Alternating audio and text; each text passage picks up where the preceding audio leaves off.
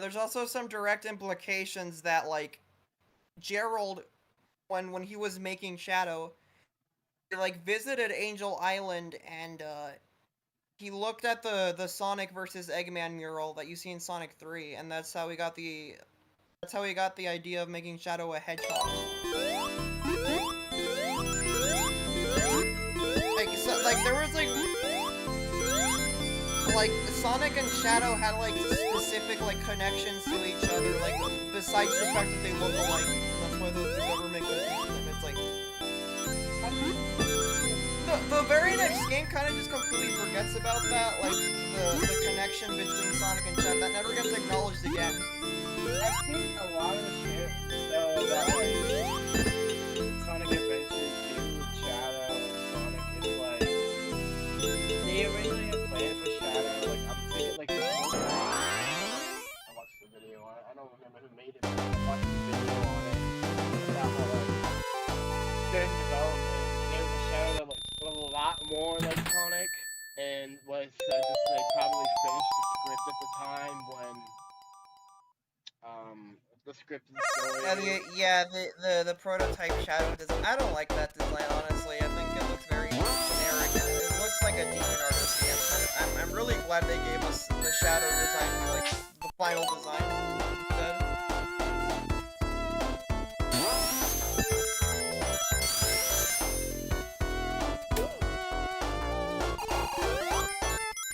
People complaining, like, well, now it doesn't make sense that Shadow is Sonic, because they're very clearly defined. Oh, and it's funny how they always ignore this little thing called context.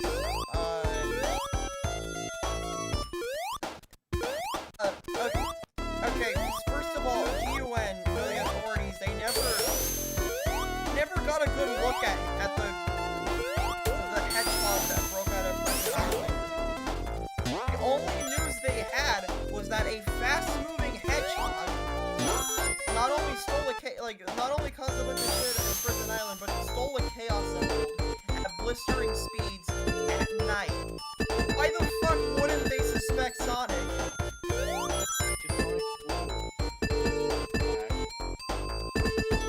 Get a good look at it and see what he looked like.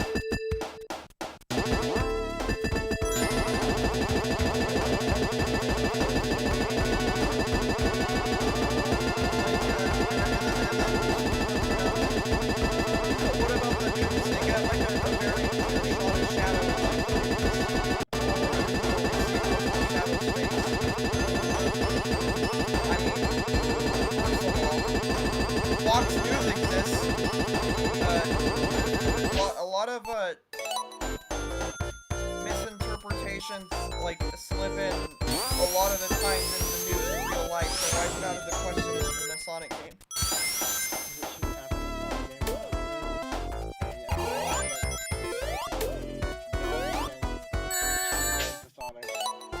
Also, the fact that humans in the Sonic universe know that Sonic has different forms, because at the end of Sonic Adventure, in the final fight with Chaos, the people of Station Square, like, Sonic publicly transforms into Super Sonic, like, right in front of them.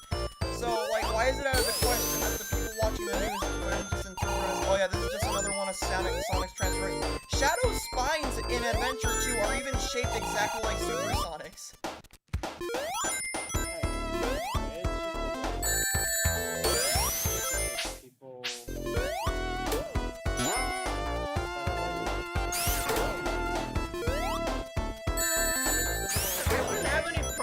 Criticism if like it really did make it like if it really was a problem and like it really doesn't make any sense that like Sonic gets arrested because of the shit Shadow does, but it does because the plot accounts for it. Like it's not an inconsistency or a plot hole. The things that aren't explained, you can easily explain them yourself. It's not broken.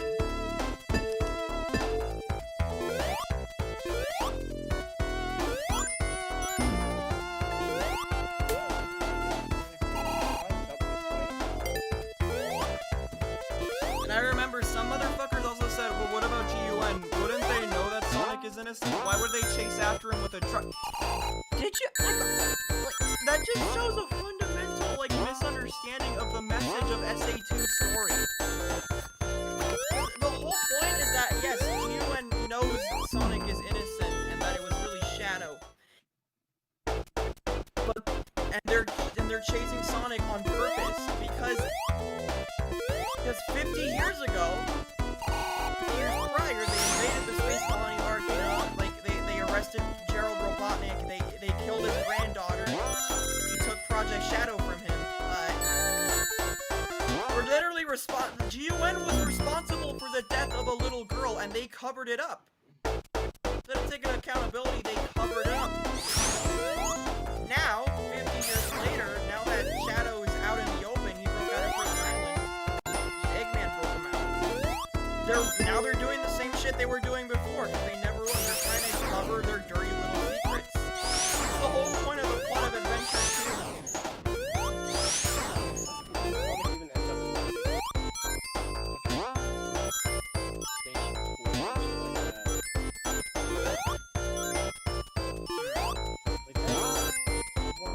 Same way, I mean, same way he ends up anyway. Same way he ended up on Little Planet, Side Island with Sonic 2. Big man. By exploring, because he likes traveling.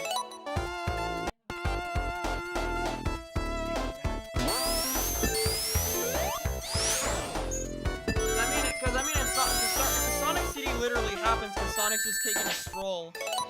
He just so happens to stumble upon Little Planet.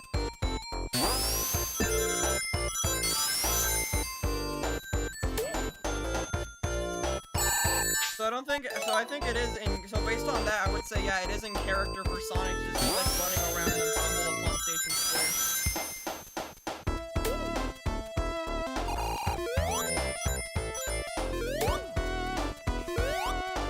Oh, but I like how the adventure games, they're not just like, they're not a soft reboot of the brand, like they're directly tied to the plot of the Genesis games, because like,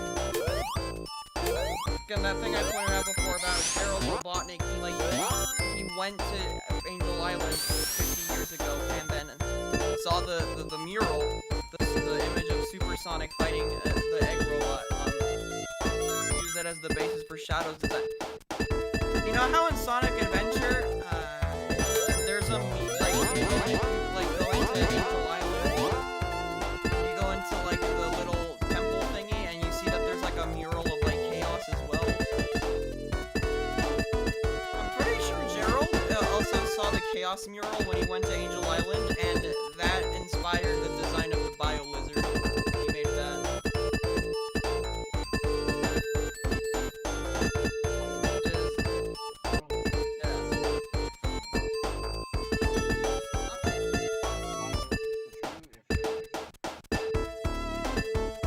Well, he's the prototype.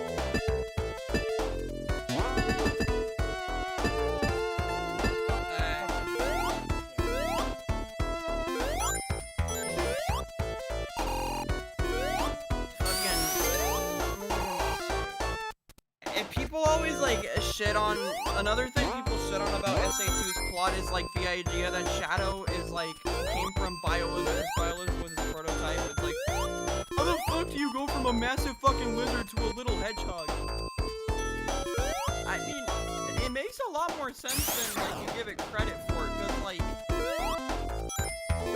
if you actually fight the BioLizard in Adventure 2, you would see he can't move around like at all. He's constantly on life support because of all the chaos that he has. Like, he's too powerful for his own good. Constantly on life support, he can't go anywhere. He's not intelligent. He's just a mindless beast. Yeah, I think it would make a lot of sense that Gerald would want to upgrade that by making something smaller. Improve on the BioLizard by going with something smaller. Yeah, just making him a hedgehog. I think it makes sense.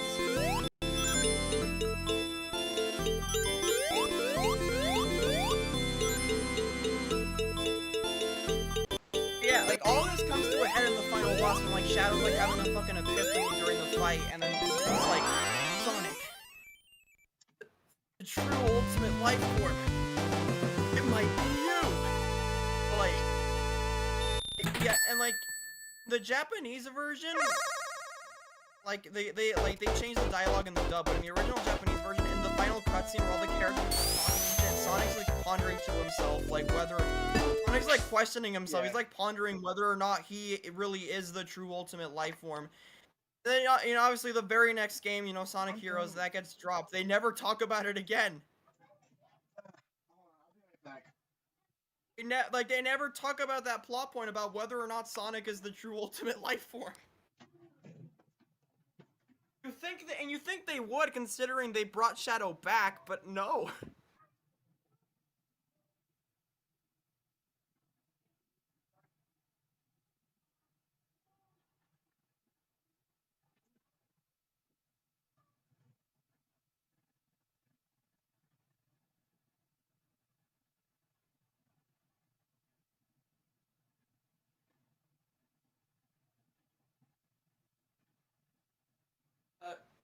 Do you see the massive like Sonic what if like I came up with of like what if the events of Sonic Adventure 2 and Sonic Unleashed both happened at the same time?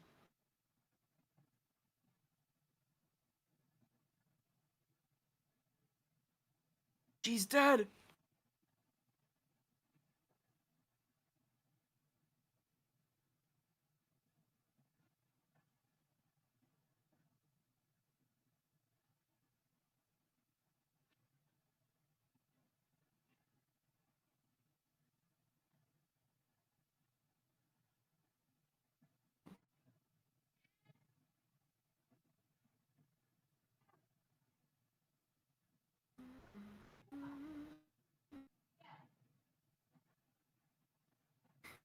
Hello?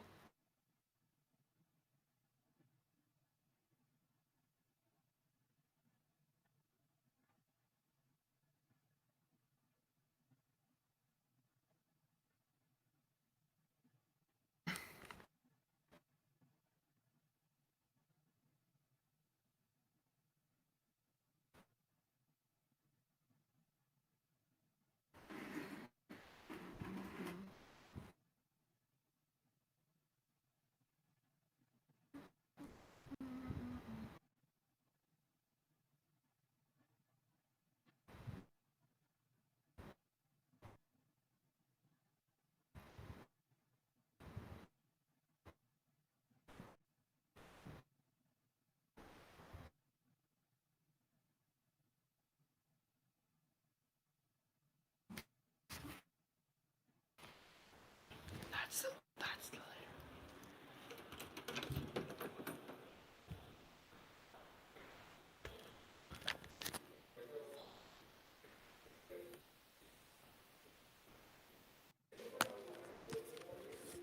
death.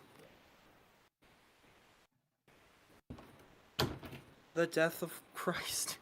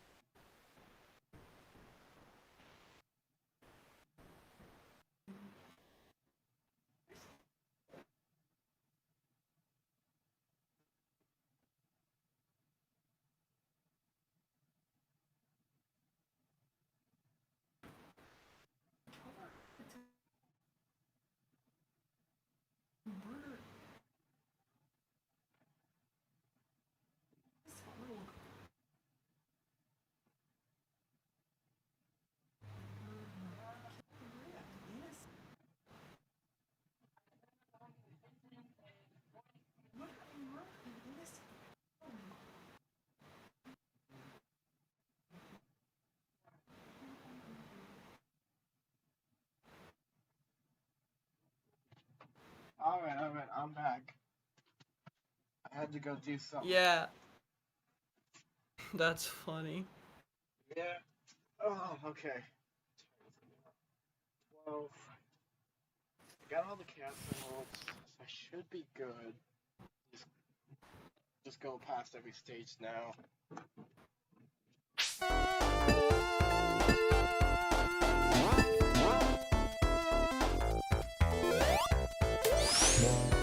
But yeah, I still think Sonic Adventure 2 has the best story in like all of Sonic.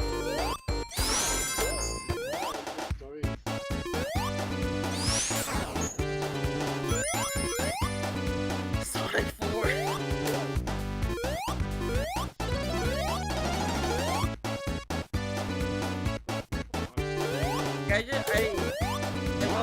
I love like the message that the story like tells. Like again that like again like how G.U.N. like literally like covers up the fact that they murdered an innocent little girl in cold blood. They covered it up for like 50 years. Then when Gerald's little experiment breaks out of Prison Island, 50 years later when Gerald's little experiment gets broken out of Prison Island by his grandson, which is Eggman. They're just doing the same fucking shit. They're using Sonic as a target. They're trying to cover up the shit they're doing.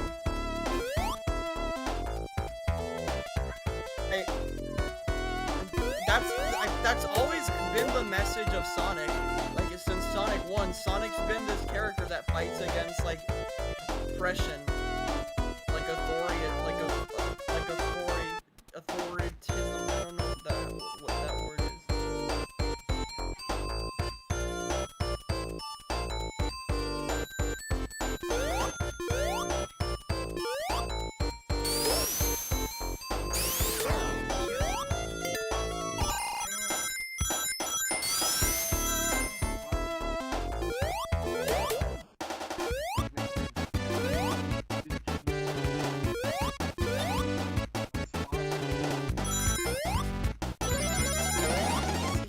He's Eggman's grandfather, and that also makes Maria Eggman's cousin, which is kind of weird to think about.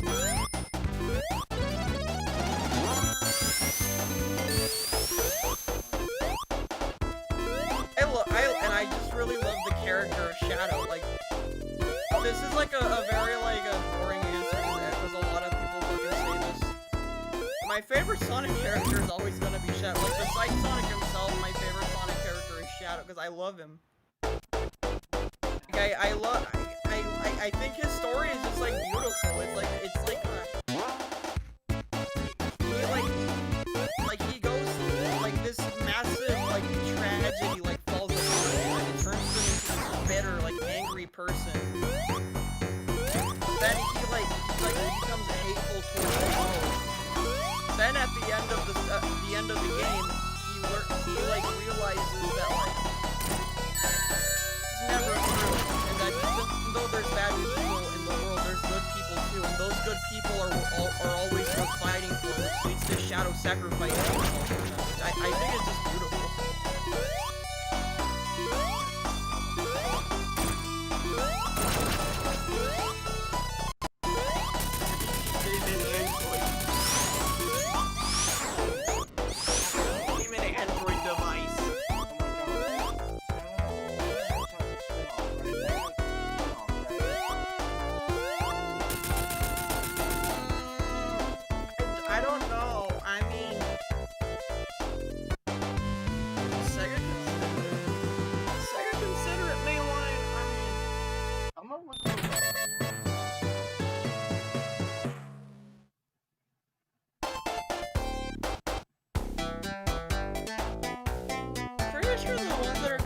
Mainline are like just the ones that are made by Sonic Team.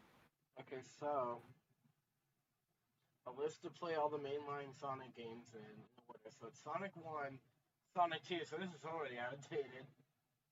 Oh wait, never mind. This is recent, hold on. It's Sonic 1, 2, CD, 3, and Knuckles, but you can play 3 Knuckles together, and you can also... There's no 3D Blast. Then you got Adventure 2, then Heroes, then Sonic 06, then Sonic and the Secret Ring, Sonic Unleashed, and Sonic and the Black Knight, Sonic Colors, Sonic Generations, Sonic Lost World, Sonic Forces, and Sonic Frontiers. That's really weird. That list considers Secret Rings and Black Knight mainline, but not Shadow. I mean, Cause like I don't know. Personally, I would argue Shadow the Hedgehog is more mainline than the storybook games are.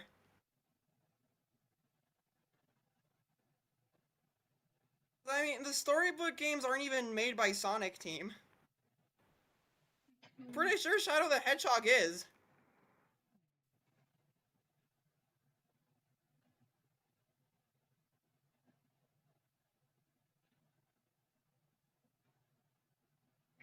some people say it should be considered a mainline game.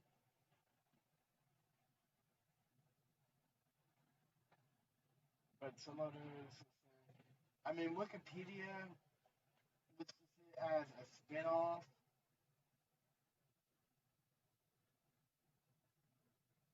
Every mainline game is on a game electronic. Okay, so this is from the gamer. So Sonic 1. I mean, Sonic even 2, though you're playing as Shadow, the core design is still pretty much just like a mainline Sonic game. there's Sonic Chaos. Forgot about that. Sonic Spinball is not fucking mainline. Yeah, no, definitely not. Sonic Triple Triple and Chaos are considered mainline too, right? Are they? I mean, with Superstars coming out, I mean, I could believe it. Yeah, because they're bringing back Knack or Fang, whatever you prefer calling him. So, I could probably emulate Sonic Chaos and Triple Trouble. That's what I'll probably do. I'll probably do those, like, I think my goal is I'm going to finish Sonic 1 tonight. I'm going to do CD and 2 tomorrow, if I can, or at least just one of them. Friday, I think I should use that as an opportunity to play Sonic Chaos and a bit of Sonic 3 and Knuckles. And then play the rest of Sonic 3 and Knuckles, and then play 3D Blast, I guess. Just might as well get it out of the way. I have not finished that before. And then move on to Adventure 2. And then Sonic 06, which I'll play 60.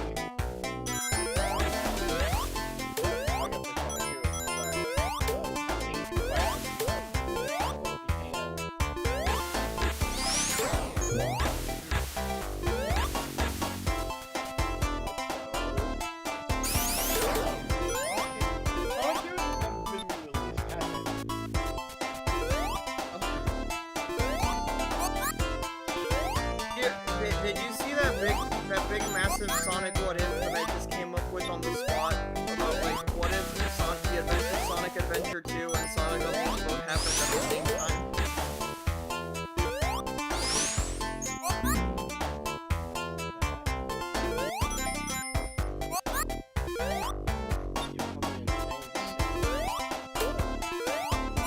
Damn. Bro, I'm insane for many different reasons.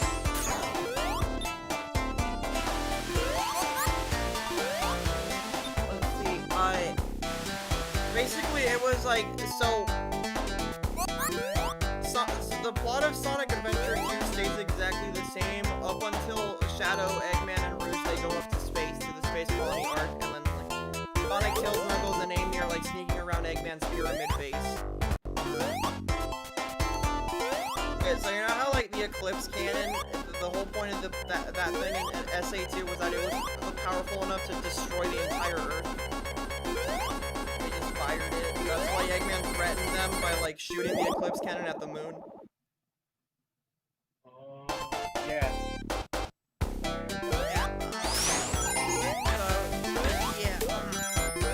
Basically, the what if begins when Shadow, Eggman, and Rouge are on the Space Colony arc, and while Shadow and Eggman are like sleeping, Rouge is like fucking around, and she accidentally like fires the Eclipse Cannon at the Earth, but like she doesn't destroy it because like I don't know.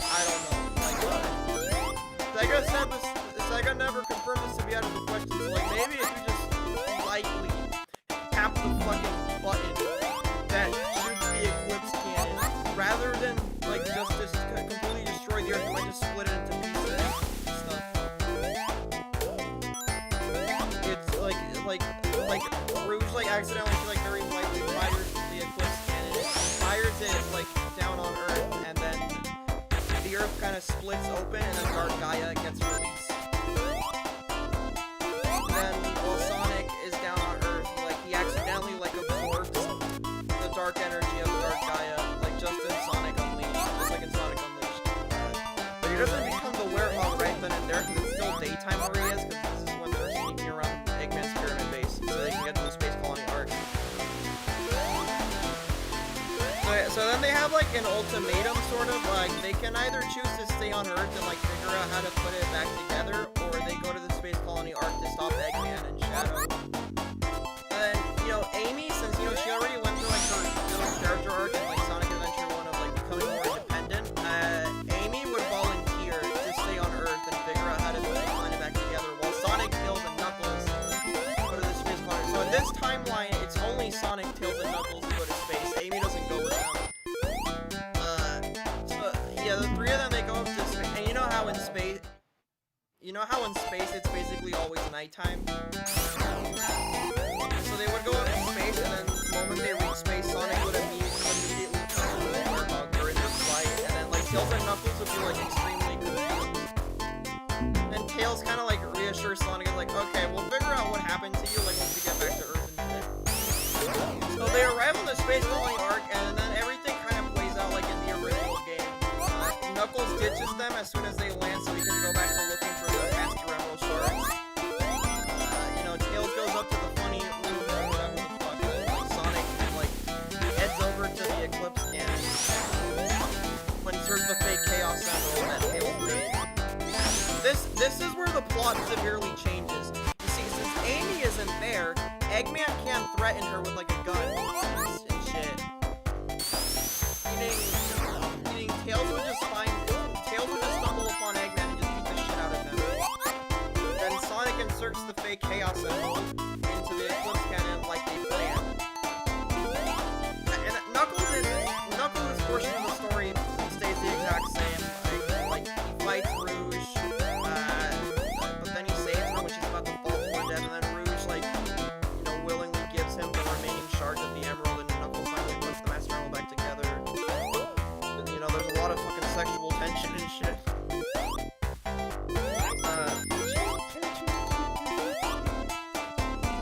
Yeah, so that stays the same. So then, meanwhile, back on Earth, since Amy's the one who stayed there, she's the one who meets Chip and befriends him instead of Sonic. So then, it makes sense for Amy's character because, back in Sonic Adventure 1, she's had experience with befriending little strangers because she befriended that Flicky, right? Yeah, so it would be the same thing with her and Chip, except unlike the Flicky from SA1, Chip can actually speak and stuff. He's more sentient. So then, Amy and Chip would go to find the Gaia temples, in Sonic Unleashed. Obviously, Amy wouldn't have nearly as easy a time finding them as Sonic would. Sonic's has his speed and stuff, but I think Amy can pull it off. She's smart.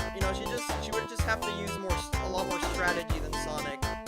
But yeah, Amy and Chip, they go around the world, they find every single Gaia temple, but they're met with the same exact result each time. They don't have the Chaos Emeralds, and they need them because they have to insert them into each of the Gaia temples in order to restore the Earth. But obviously, at this point in the plot, the Chaos Emeralds are up on the Space Colony Arc, because Eggman's trying to use them.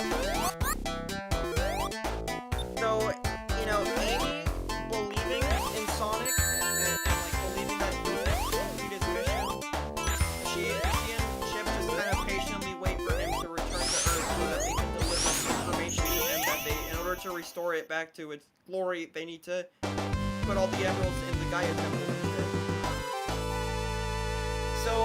Yeah, so then back with Sonic and Tails' plot, so then Sonic inserts the emerald into the Eclipse Cannon as planned, but rather than the Eclipse Cannon being stopped, he triggers Gerald Robotnik's, like, video, right, where he's about to get executed. A video, right, that they watch in the original game where Gerald's about to get, it's Gerald's public execution, and he's talking about how losing Maria made him go insane, like losing his granddaughter made him go insane. Now all he wanted was revenge on humanity, which is why he made the Eclipse Cannon. Yeah, so then Tails, Knuckles, Rouge, and Eggman, you know, they walk in and they see the video that Sonic triggered. Just like in the original game, they all watch the video and obviously they're deeply disturbed.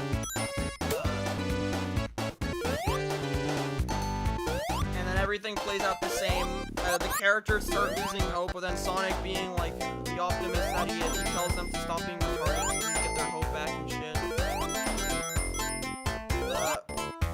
So then they come up with like their plan to stop the Eclipse Cannon, like in the original. But one thing about the plan is different in this timeline. They know that Shadow would never like willingly help them, but they still need his help. They need the extra muscle. So basically, in order to carry out their plan, Sonic goes after Shadow. And this is when Sonic vs. Shadow Round 3 finally happens, that fight they have in the Space Colony arc. The fight would play out differently, obviously, since in this version Sonic is a werehog. But I think Sonic can still win, though. Like, again, since he's a lot slower, he would just need to use a lot more strategy, but I think Sonic can win. Still win. So then he beats Shadow, he knocks him out unconscious, he takes him to Eggman. Eggman develops this like little mind control device while they're fighting, and he basically uses it on Shadow. So now Shadow is basically being forced to help them save the world. Shadow's now basically being mind controlled into helping them save the world. Everything else plays out like it did in the original. All the characters like go through their various levels. Sonic and Knuckles go up to the altar to place the Master Emerald there while Shadow stays behind and fights the Bio Wizard. Shadow defeats the Bio Wizard rather than the Bio Wizard dying. He outside of the Space Colony arc.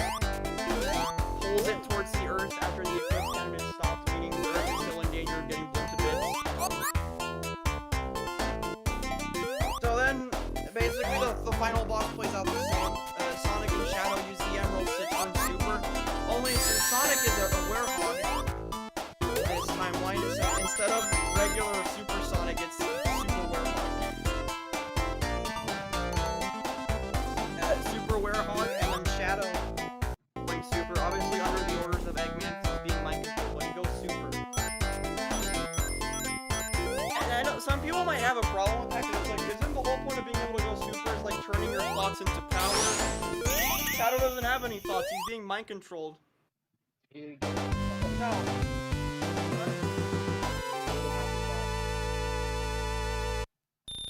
Yeah, I feel like it can also be like it can also be interpreted as like Eggman's thoughts being made into power through Shadow. That's why Shadow's able to go Super, because it's fulfilling Eggman's will. Eggman is the one who wants Shadow to go Super.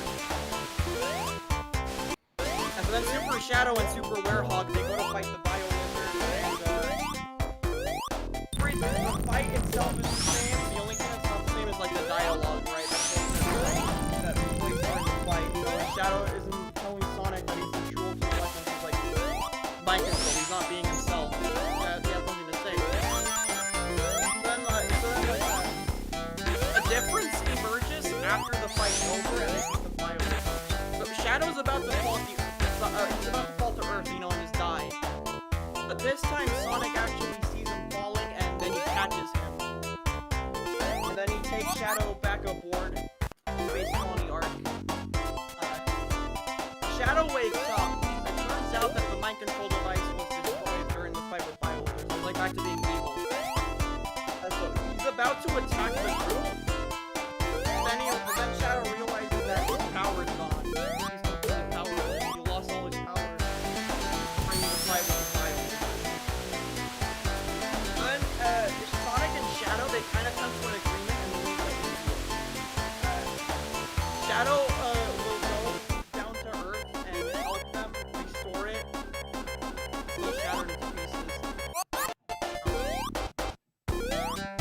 doing this so he can discover how to get his power back.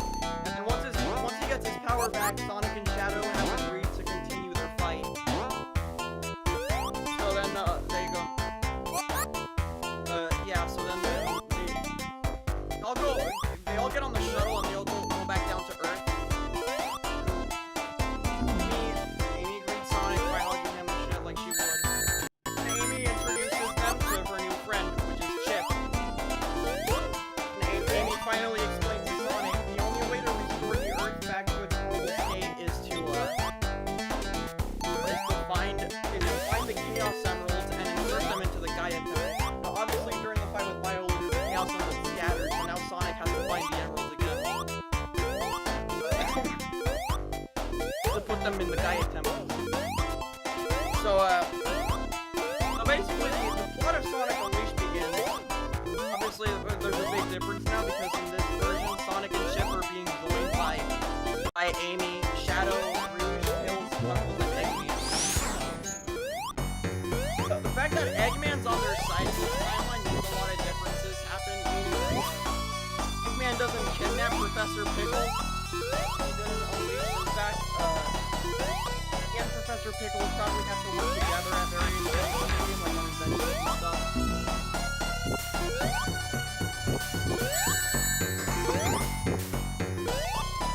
Where the plot changes is, do you know that scene in Sonic Unleashed when that big spiritual moment in that one cutscene where they insert the emerald into that one temple and then Chip gets all his memories back of like him being like Gaia?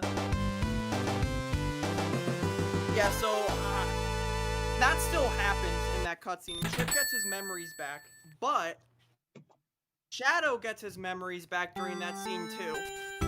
He also gets engulfed in that fight. And Shadow remembers Maria's true wishes. He remembers how Maria actually wanted Shadow to save the Earth rather than destroy it. So that's when good Shadow is finally born.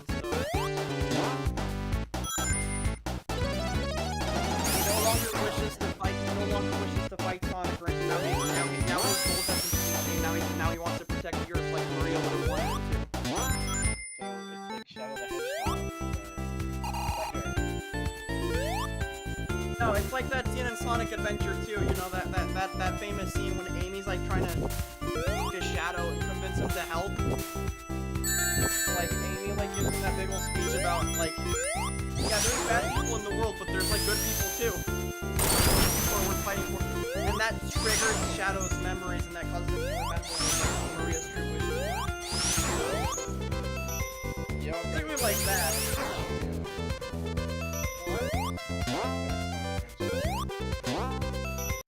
I just assumed you know about that because it's very famous. It gets talked about a lot.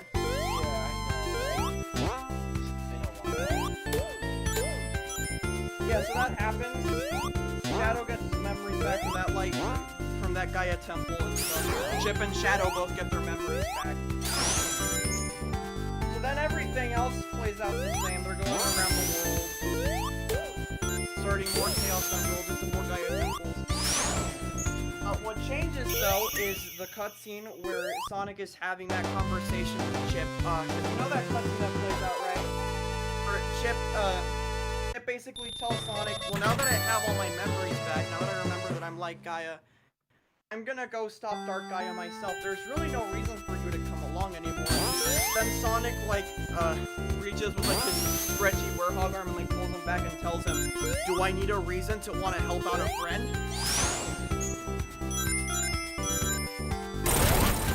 Yeah, so that cutscene will like play out mostly the same, right? He's still having that conversation with Sonic. But it's the same conversation. Chip explains to Sonic that the reason the Hedgehog form didn't corrupt him is because Sonic's willpower is just too strong for him to become corrupted. Sonic's a good boy.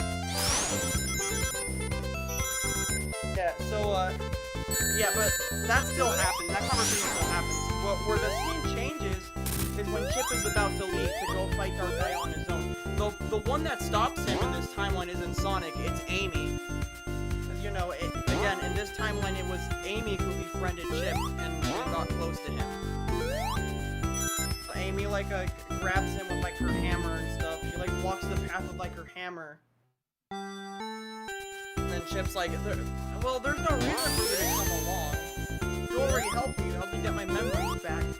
I can just go fight Dark Gaia myself. So then it's Amy who tells him, do we need a reason to want to help out a friend and stuff? Yeah, so then the rest of the game plays out the same. Once they finally insert all 7 emeralds into the Gaia Temple, Shadow finally gets his power back. You know, because that was a thing, right? The whole reason he just volunteered to help him in the first place, Shadow has his power back. But now that he has his memory back too, now he's no longer planning to use that power to fight Sonic and destroy the Earth now. Obviously his goals have changed. So then, everything else plays out the same, up until we reach the final boss, the final battle with Dark Gaia. So, most of it plays out the same. Dark Gaia takes the Hedgehog form away from Sonic. Chip combines all the temples together so he can, like, actually turn into Light Gaia, fight Dark Gaia. Sonic goes Super. The only difference is that now Super Sonic is being joined by Super Shadow. So yeah, so then the final boss plays out the same. The two Super Hedgehogs and Chip defeat Dark Gaia. But then, you know, Chip has to stay behind. He has to seal himself with Dark Gaia in the core of the Earth like in the original. Sonic and Shadow, who are obviously both unconscious, get sent back up to land. Then, where the ending changes is in the big goodbye moment, because again, it's Amy who became close to Chip. It wasn't Sonic. So, Amy's the one who's gifted with that bracelet thing. You know how Chip gives Sonic a bracelet to remember him and stuff. Yeah, so in this timeline, he gives it to Amy instead.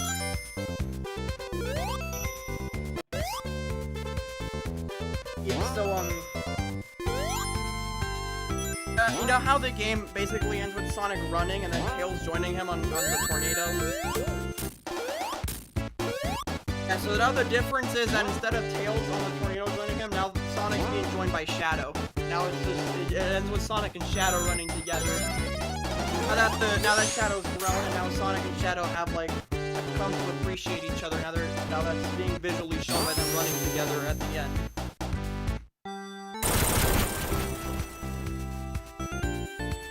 The only games, if Sonic Adventure 2 and Sonic Unleashed both happened at the same time, I feel like the only games that would be affected in the timeline would be Sonic Heroes and Shadow the Hedgehog, and then every game after that basically stays the same.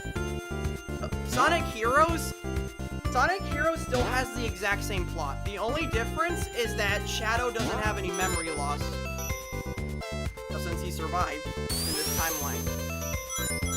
It's the only difference. He still has his memory.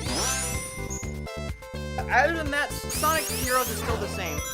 Shadow the Hedgehog, though, the next game in the timeline, that game just straight up doesn't happen at all. Because... yeah, it doesn't need to, because when Dark Oak, when Black Doom and the Black Arms race, they rain down upon Earth and start invading it.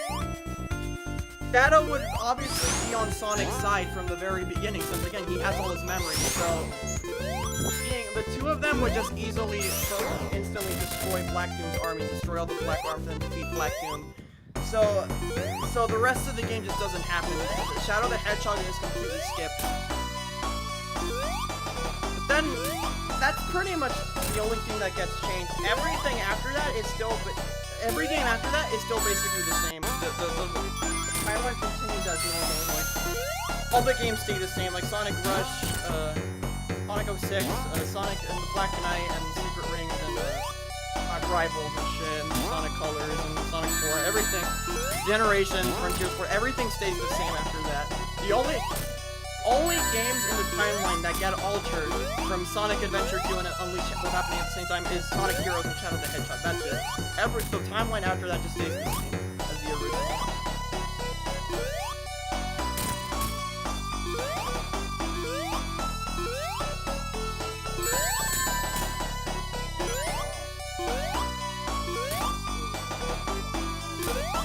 I somehow came up with all of that on the spot, so what's your opinion?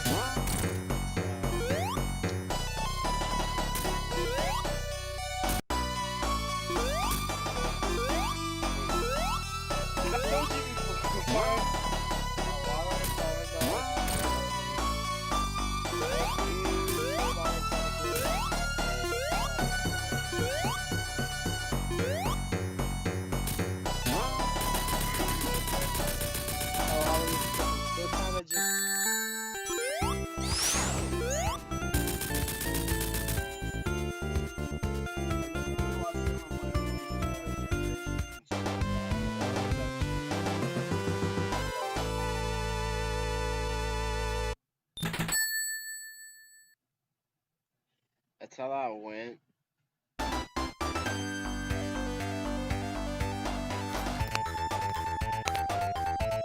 Yup.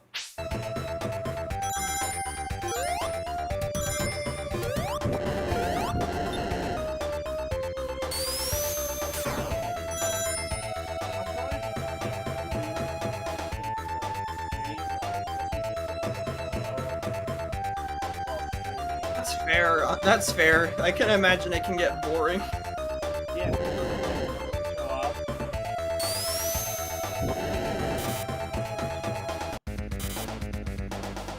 No one that showed up.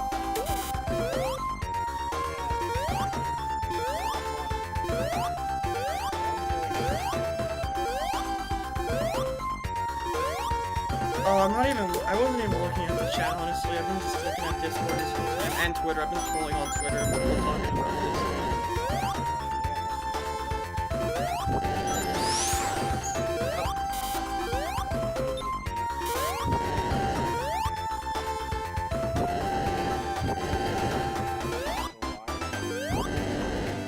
this. This was also the same chat. This is also the same chat where I also came up with this entire theory. Hyped out this entire theory I came up with on the spot of Lost Underworld from Earthbound actually being the Nowhere Islands from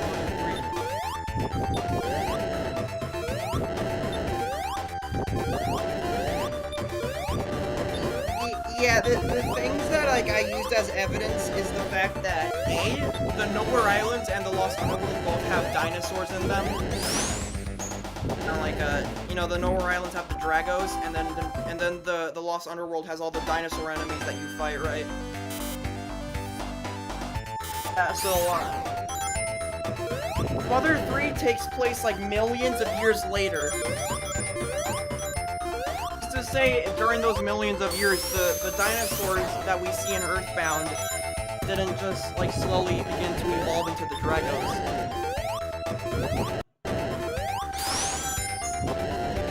Evolution.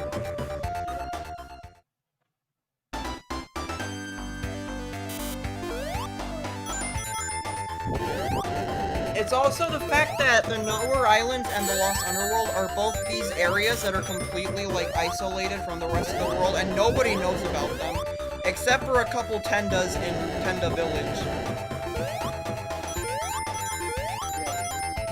Those Tendas in Tenda Village are the only ones who know about the Lost Underworld. The rest of the world doesn't know about the Lost Underworld. And the same applies to the Nowhere Islands, because Letter states in his speech that the Nowhere Islands are completely hidden by the Magypsies. They just completely hid it from the rest of the world before its destruction. Nobody knew about it prior.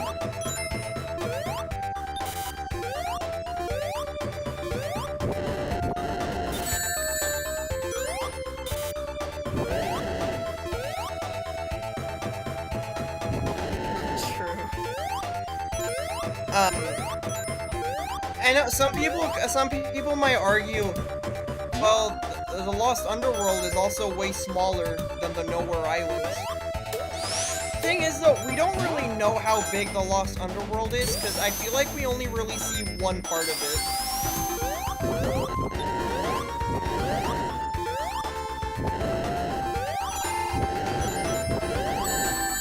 I mean, okay, zoom it out, right? So it's like a map. You see, the only thing surrounding the area of the Lost Underworld is just a black void. Like a couple, like, big pointy rocks blocking your path, and after that's just nothing but black, right? And so, for all we know, beyond that, there's more land, and the Lost Underworld is actually a lot bigger. All we know, it actually is as big as the Nowhere Islands.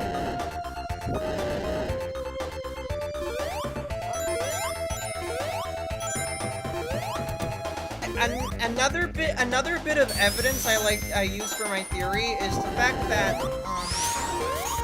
the Lost Underworld and the Nowhere Islands both have a lot of like spirituality stuff associated with them. Because you know, the Nowhere Islands is literally where the Dark Dragon sleeps, right? Yeah, but like the Lost Underworld also houses Fire Spring, right, where the 8th melody is located, and that's where like Ness is able to access the magic can, right, and gain his true power by the like you know, facing all his internal demons and like clearing his mind of and shit of all fear and stuff. Yeah, clearing his mind for the white people. So the Lost Underworld and the Nowhere Islands are both very spiritual places. So for all we know, it's the Dark Dragon that's allowing Ness to obtain that power. After Ness clears his mind, after he defeats Ness's nightmare, Dark Dragon is the one that deems Ness worthy of obtaining his true psychic power, and that's why Ness gets that big stat boost.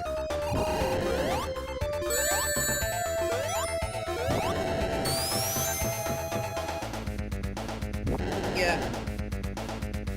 Ness clears all the evil from his mind, and then the Dark Dragon deems him worthy.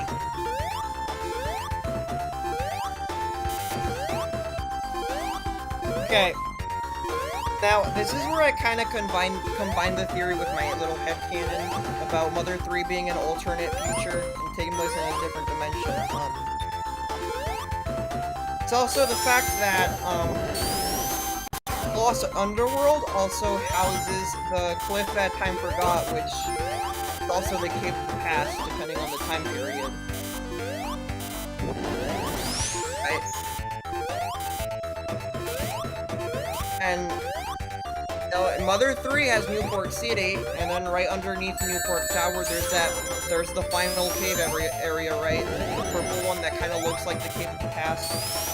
No, it looks exactly like the cave of the past, but instead of gray, it's purple.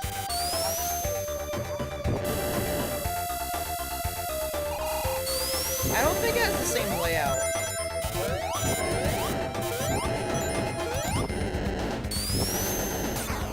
The biggest similarity they have in terms of the map is that they both have a very similar pathway leading up to the final boss.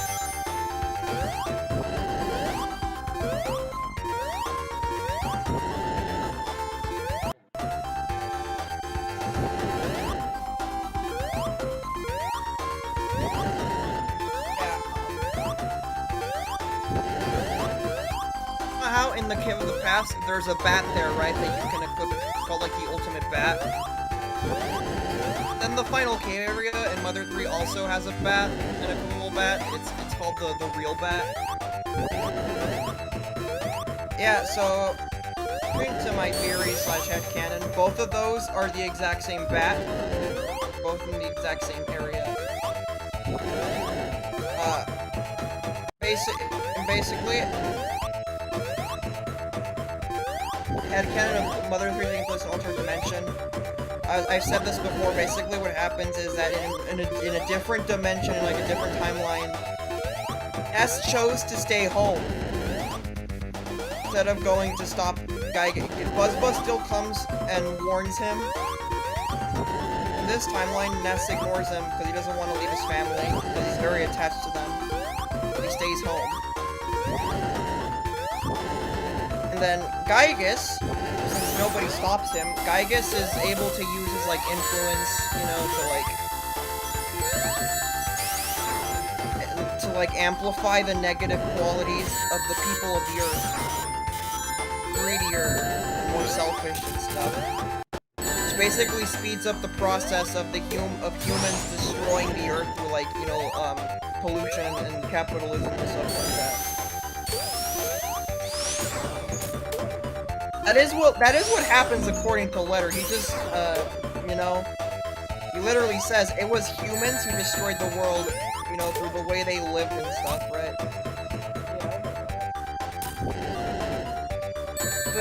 But who's to say that Letter knows the full story? Like, we don't know how much Letter knows. We don't see the destruction of the world. For all we know, the reason human greed destroyed the Earth was that because Gygus was influencing them, he was making them more bigger assholes than they usually are. I mean, Letter could know. I mean, like, is it a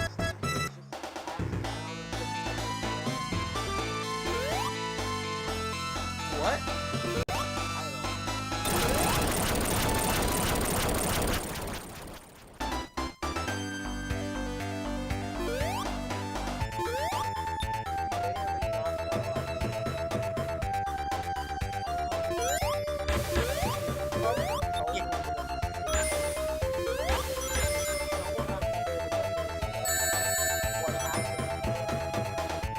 Yeah, everybody in the Nowhere Islands, everybody like stored their memories of the previous world in the Egg of Light, all except Letter. Letter kept his memories.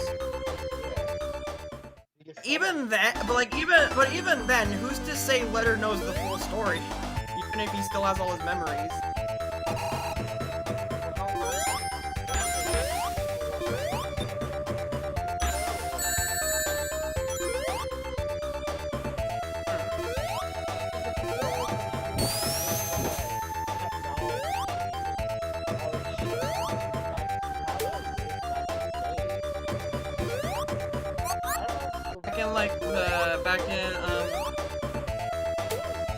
Back in like the medieval times when there were no cars or technology or something. Everybody lived in like villages, hence Tasmili Village.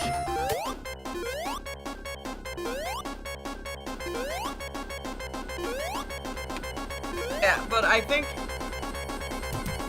see, I've seen people try to argue that they don't like that theory that Gygus that the people destroyed the world through Gygus's influence because they think it goes against the message of Mother 3. They think it goes against Mother 3's message of like was humans who did it because humans are capable of being bad. Because anybody's like influencing them, telling them to do it. I don't know. I disagree with that. I think even with that theory, the message of Mother 3 is still intact, because let me explain. I feel like Gygus's influence can also be used as like a metaphor. I feel like we all have like that little voice inside of us telling us to do bad things.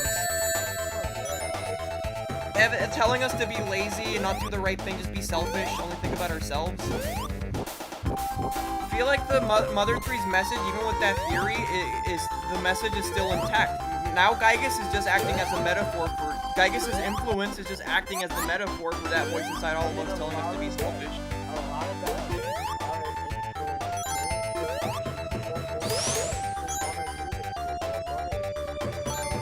Yeah, so Gygus's influence just acts as that voice inside of them telling them, hey, fuck them people. Power, money.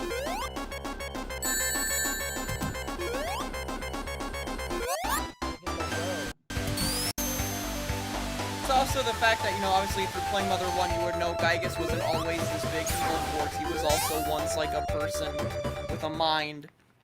A person as a human, I mean, like, the mind of a person. He was still an alien. Then Gaigu went through some terrible shit, and it molded him into the person he became in Earthbound / Mother 2. I feel like that can also be seen as a metaphor for, like, if one person goes through a bad experience and becomes a bad person because of that, they can spread that toxic mindset to other people.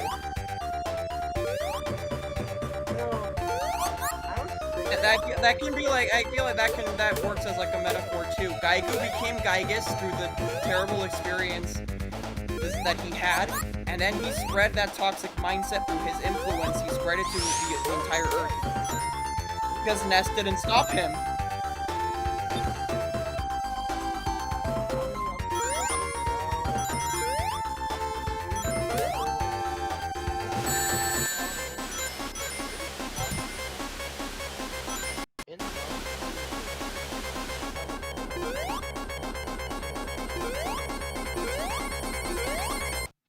I mean, is there a reason for Magicant in Mother 3? I don't know.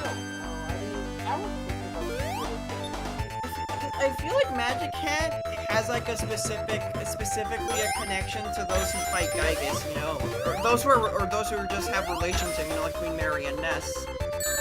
Queen Mary was like mom.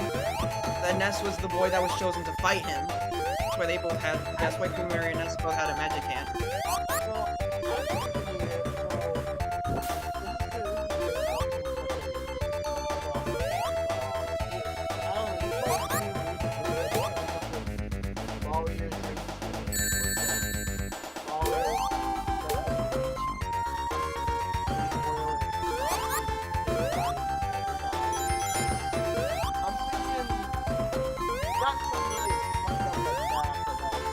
Luigi slowly dies while Mario's trapped in there?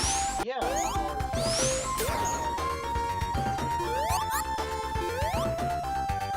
Luigi's slowly decaying and dying. So wait, does Mario die too because he's in there?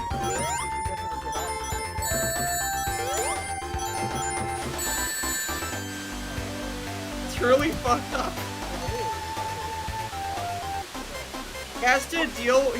Mario has to deal with his brother dying, while also having to worry about himself.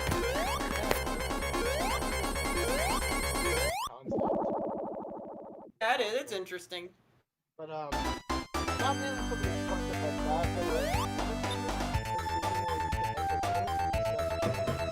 but the only way you can make me dislike that is if you go for the cliche, oh, this breaks Mario. He becomes depressed, because, like, Mario doesn't break easily. He'd be upset, but I don't think his, like, willpower and his, you know, and his optimism would just instantly break, because he's Mario. That's the point of him. He has an unbreakable spirit.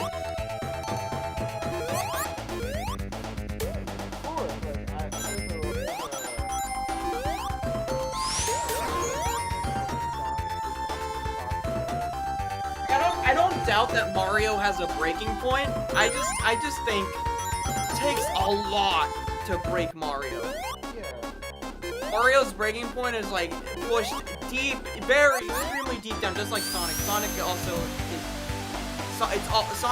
a guy that it's very hard for him to break. He also has a very unbreakable spirit. That's a thing he and Mario both have in common.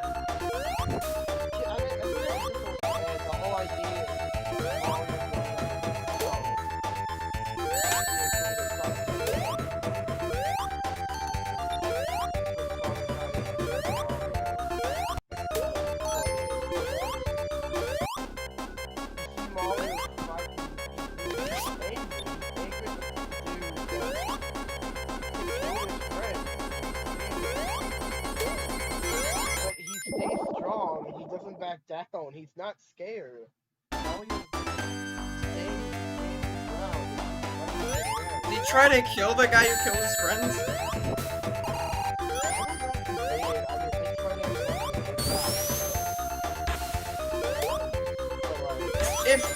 If somebody murdered Luigi, Princess Peach, you know, any of Mario's loved ones, I don't think Mario would like instantly resort to killing. Unless it's like Elder Princess Shroob or like Fawful, right? Where the only option is to kill them, because if he doesn't, then millions of people are gonna die.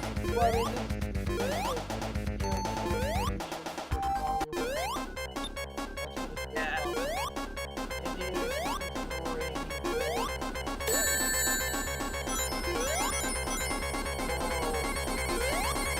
Fuck, I can't fucking say it.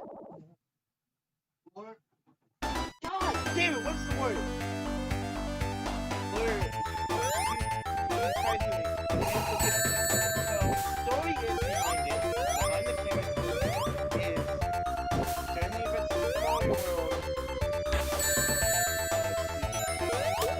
Bowser has revealed this creature that's basically a glitch power-up state of Mario.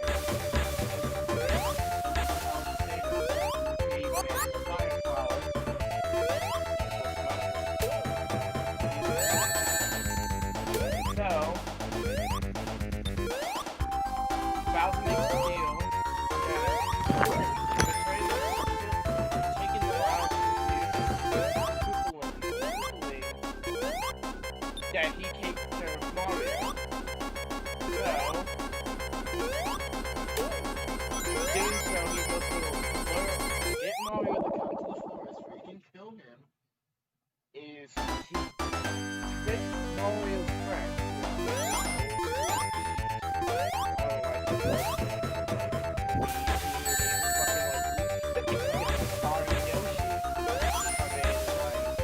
Wait, this takes place in the Deep Universe? I think it's Because obviously Uktar isn't a canon character to the games. yeah, no, I think a lot of this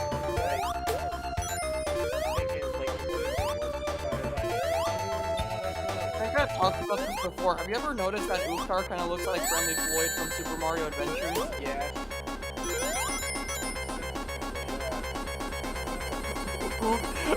Uktar grew up to become Friendly Floyd. But like, He grew up to become a con man, because that's Friendly Floyd's character, he's a con man. I think that's the story that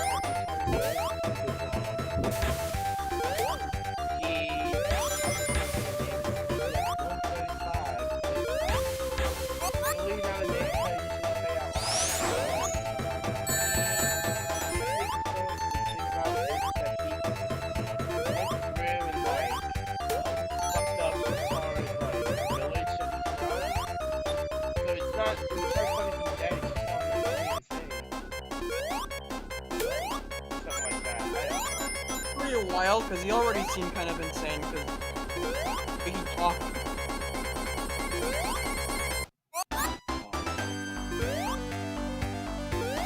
I'm Uktar, I'm retarded. then like when he finds out, when he confronts him, Mario does die though. It's not a pretty popular. It doesn't have not like happy ending. I like it. I like the game.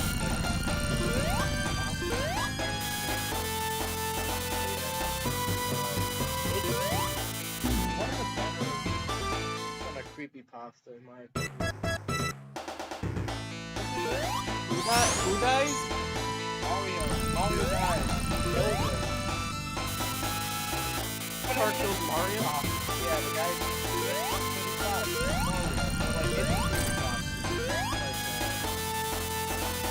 You have to die.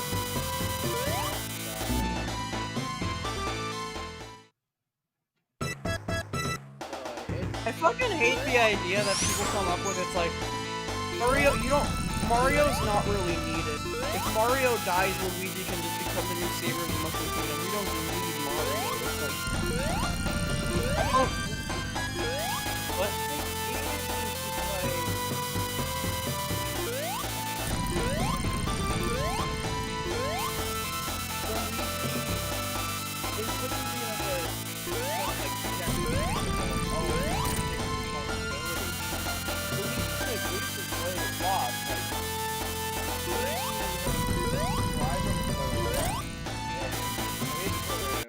thing is, Luigi is like,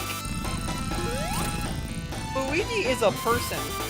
He's a human being. Mario's not his brother in comparison. He's not really a person, much as he's more like a positive force of nature. Just brings good to people's lives because he's a flat character. Yeah. You see the way he acts in the Luigi's Mansion games. You see he's scared out of his mind. It's like he still saves Mario, obviously, but like he struggles a lot because of how afraid he is. I think a lot of it. That's like comparably like smaller scale compared to like Mario saving the entire universe and galaxy. Imagine, okay, he has to clear one single mansion in those games, and he's already scared out of his mind. Imagine placing the responsibility on Luigi of saving the entire universe. Without Mario's help. Imagine how scared you would be.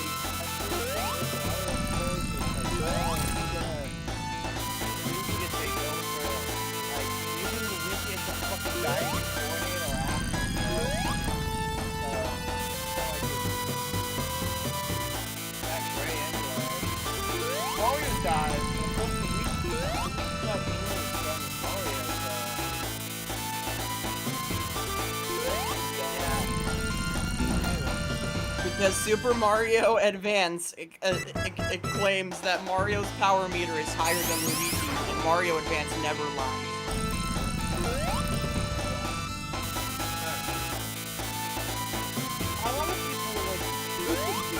Really, I feel like without Mario, Luigi would kind of lose his fucking mind.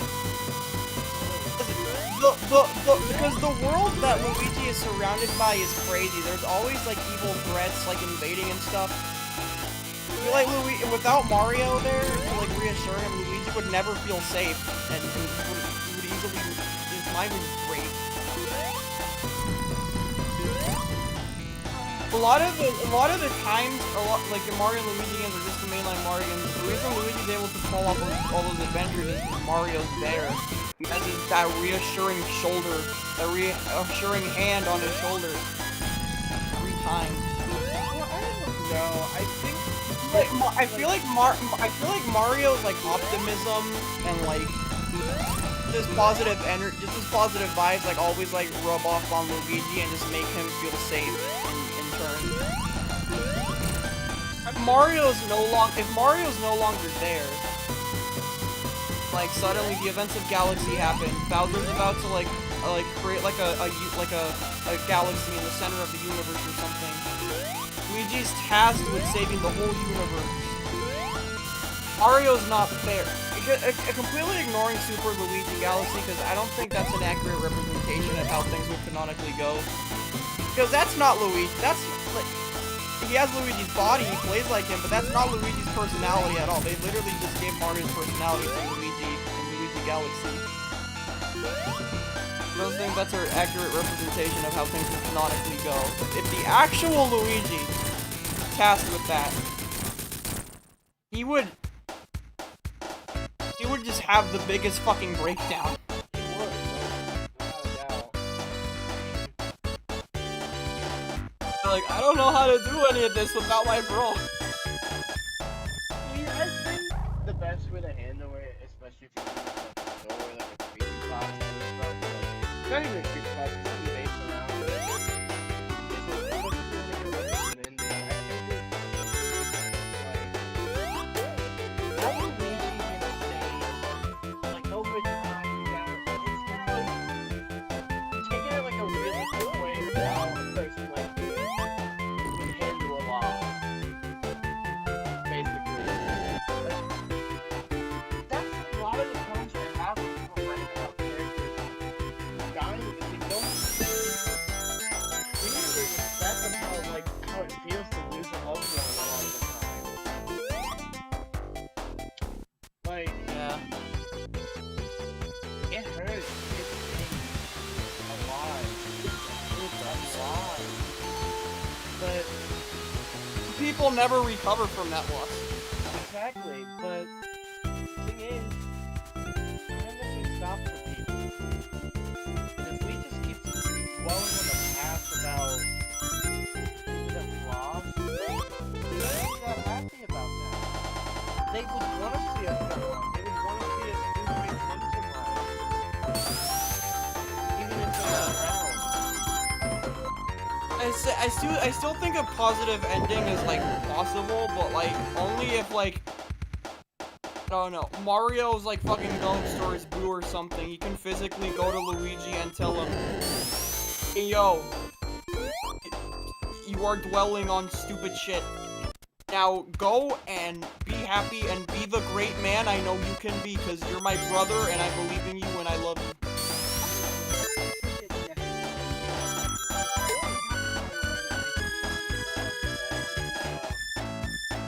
Just some way of making Luigi realize that that's what Mario would want from him. I think the way to kind of do it would be to see. Oh wait, hold on. Just give me one second. I'm finishing up the stream. I just finished